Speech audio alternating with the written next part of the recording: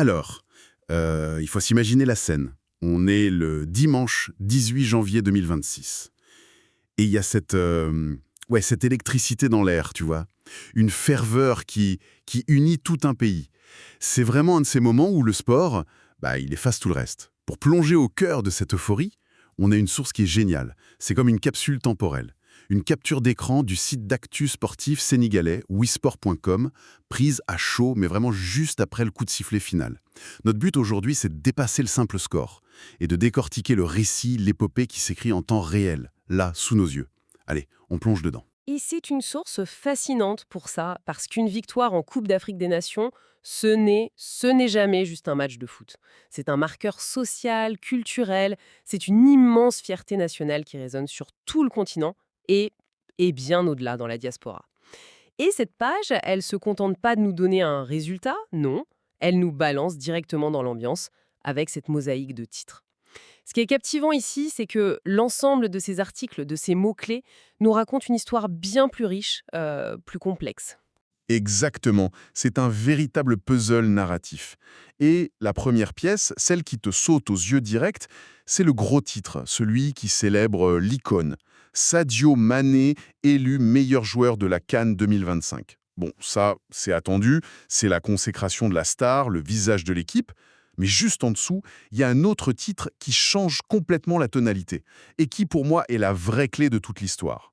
CAN 2025, le Sénégal brave l'injustice et force son destin pour décrocher sa deuxième étoile.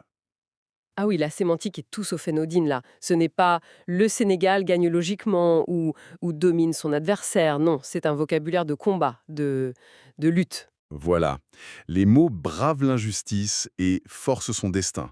C'est d'une puissance, on n'est plus dans le sport, là on est dans l'épopée. Ça suggère que la victoire, c'était pas seulement une question de talent sur le terrain.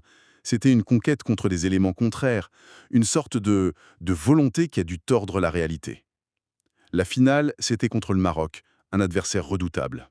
Un gros morceau, oui. Mais ce titre nous dit que l'adversaire, en fait, n'était peut-être pas que sur la pelouse. C'est là que ça devient vraiment intéressant. On sent qu'il y a une histoire dans l'histoire. Tout à fait. Et ce récit est renforcé par des symboles très très forts. Le premier, c'est cette deuxième étoile. Ce n'est pas un détail, hein. La première étoile, le premier titre, c'est l'exploit, c'est la surprise, la fin d'une longue attente. Mais la deuxième, c'est la confirmation. C'est le moment où une nation s'installe durablement au sommet. Psychologiquement, ça change tout. Ça dit, nous ne sommes pas des vainqueurs d'un jour. Nous sommes une puissance continentale. C'est ce qui transforme une génération dorée en dynastie. Et cette fameuse injustice alors? La source est une image fixe, donc on n'a pas les articles en entier.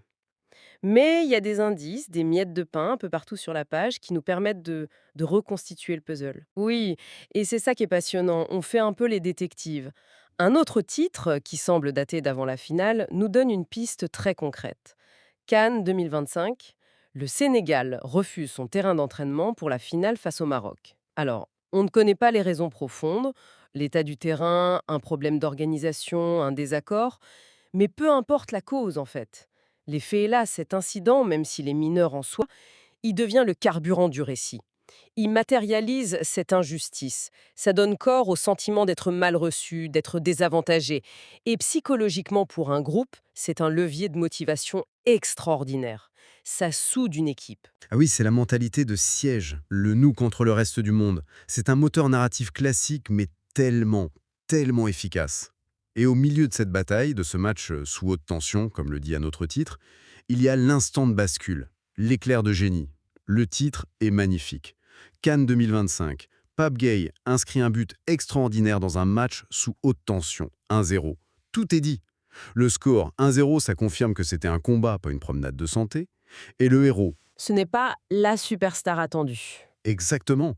Ce n'est pas Sadio Mané, mais un autre joueur, Pape Gueye, qui marque un but qualifié d'extraordinaire. Le scénario est parfait. C'est le moment où le collectif, qui a lutté dans l'adversité, est transcendé par un exploit individuel. Ce but, ce n'est pas juste un but. Il devient le symbole de cette destinée forcée. C'est l'instant de grâce qui vient valider tout le discours sur la résilience. L'histoire du sport adore ce genre de moment. On ne se souviendra pas forcément de chaque minute du match, mais Mais on se souviendra de ce but. on se souviendra de ce but extraordinaire qui a tout fait basculer. Ça devient un mythe fondateur pour cette deuxième étoile. Parlons justement de ce collectif. On se focalise beaucoup sur Mané et c'est normal. Mais j'ai l'impression que pour gagner une compétition aussi dense que la CAN, la vraie force vient souvent du milieu, de la colonne vertébrale. Est-ce que la source nous donne des indices là-dessus, sur les autres architectes de ce succès? C'est une excellente lecture. Et la page nous répond très clairement. Avant cette finale contre le Maroc, il y a eu la demi-finale. Un autre choc. Contre l'Égypte. Contre un autre géant du continent, l'Égypte. Et le titre qui en parle est une petite merveille d'analyse en soi. Oui, je l'ai là. Sénégal-Égypte 1-0. Idrissa Gana Gueye encore énorme. Sadio Mané délivre la patrie. Les notes des Lions après la qualification en finale. J'adore ce titre. La distribution des rôles est très subtile. C'est un résumé parfait de la dynamique d'une grande équipe. D'un côté, Idrissa Gana Gueye. C'est lui qui marque le but, et on le qualifie d'énorme. C'est le travailleur de l'ombre, le moteur infatigable. Peut-être moins glamour que l'attaquant, mais absolument essentiel. La force tranquille. Et de l'autre, regarde la formulation pour Mané. Il n'a pas marqué, mais il délivre la patrie. Il délivre la patrie. C'est presque messianique. C'est ça. Son rôle est d'un autre ordre. Il n'est pas statistique, il est symbolique, presque spirituel. Il est le leader qui, par sa présence, son aura, ses actions, porte le fardeau des espoirs de toute une nation et, au final, la libère. C'est la différence entre le héros du match et le héros du peuple en quelque sorte. L'un marque le but, l'autre porte le destin. C'est fascinant. Et on voit que le site ne s'arrête pas là, hein. Attends, je remarque autre chose. Une mention d'une conférence de presse d'avant-finale avec Pape Thiaw, qui doit être un adjoint, et le joueur Moussa Niakhaté.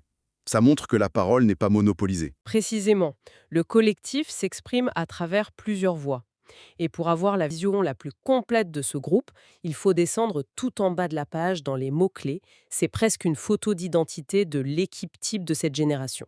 On y trouve Sadio Mané, bien sûr, mais aussi Kalidou Koulibaly, le capitaine, le rock, Idrissa Gana Gueye, le héros de la demi, Edouard Mendy, le gardien de classe mondiale, et évidemment le sélectionneur, Aliou Cissé, qui est lui-même une figure légendaire. L'ancien capitaine de 2002. Exactement. L'ensemble de ces noms, c'est la colonne vertébrale dont tu parlais. Ce n'est pas l'histoire d'un exploit isolé. C'est l'aboutissement logique d'une génération arrivée à maturité, guidée par un homme qui incarne l'histoire du foot sénégalais. Et la façon dont on nous raconte cette histoire, c'est en soi très révélateur. Parce que cette page, ce site wiwosport.com, n'est pas juste un témoin neutre de l'événement.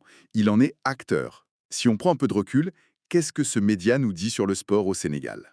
On change d'échelle, et c'est là qu'on touche à des choses encore plus profondes. Le premier constat, c'est la richesse de ce paysage sportif. Les onglets en haut de la page sont clairs, hein. Il y a le football en position de roi, mais juste à côté, on a le basket, les sports de combat et surtout le lamb, la lutte sénégalaise. Qui est un véritable phénomène social et culturel bien plus qu'un simple sport. Le fait qu'il ait son propre onglet au même niveau que le basket, ça en dit long. Le football unifie la nation pour la CAN, c'est le porte-drapeau international, mais au quotidien, le cœur du pays bat aussi pour d'autres disciplines très ancrées localement.